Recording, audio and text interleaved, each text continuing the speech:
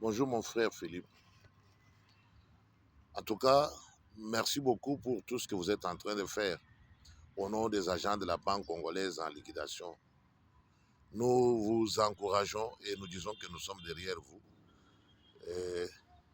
J'ai la foi que nous aurons quelque chose, mais pour l'instant, je ne sais pas vous raconter tout ce que nous passons, tout ce que nous menons comme vie, la vie que nous menons aujourd'hui, les situations que nous sommes en train de vivre, de traverser.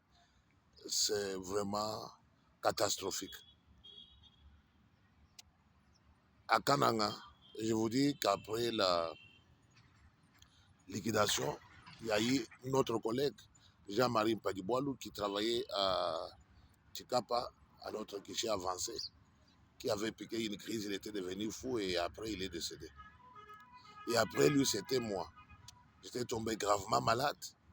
Et ma famille s'était engagée pour que je sois soigné à Kinshasa, au centre Nganda. J'avais frôlé un AVC.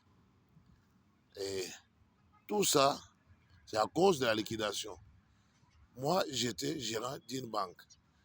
Tu te rends compte?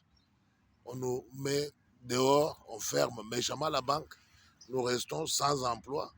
Et tout ce que nous avions, ça a été vendu pour survivre.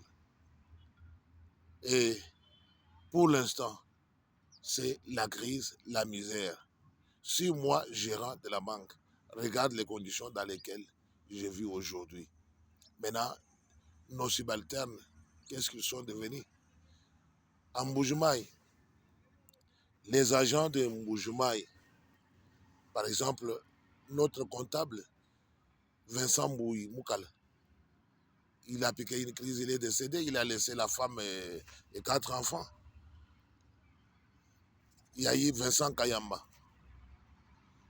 Mbouy Moukal, il était comptable, Vincent était nettoyeur, il est décédé. Il a piqué la crise, il est mort. Lui, c'était juste à l'annonce de la liquidation, il a fait une crise. On l'a amené à l'hôpital. Et je vous dis, quelle méchanceté on courait derrière les collègues de Mboujima, ils couraient derrière la liquidation pour l'enterrement de notre défunt camarade.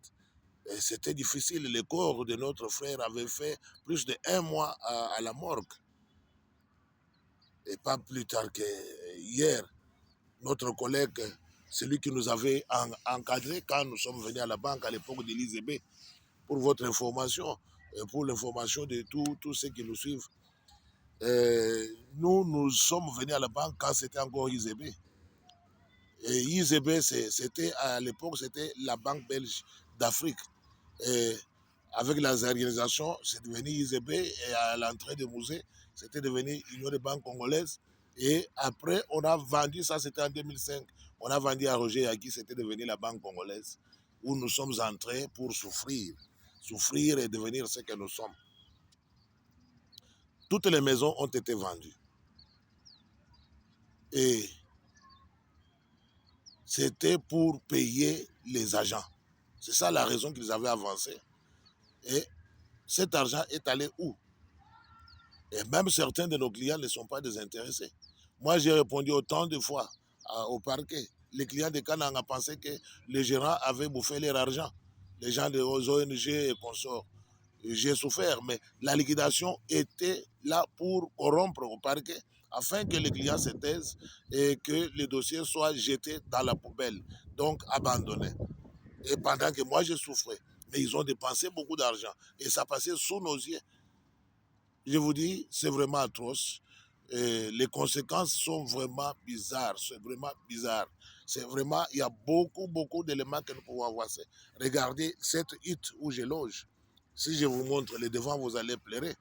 Il y a de nos collègues, quand j'étais allé consoler un de mes amis, il y en a qui passent nuit à même le sol. Ils manquent même les coblés dans leur maison. C'est la souffrance. Certains des enfants de nos collègues sont dans les rues. Il y a certains mariages dissous et les gens souffrent.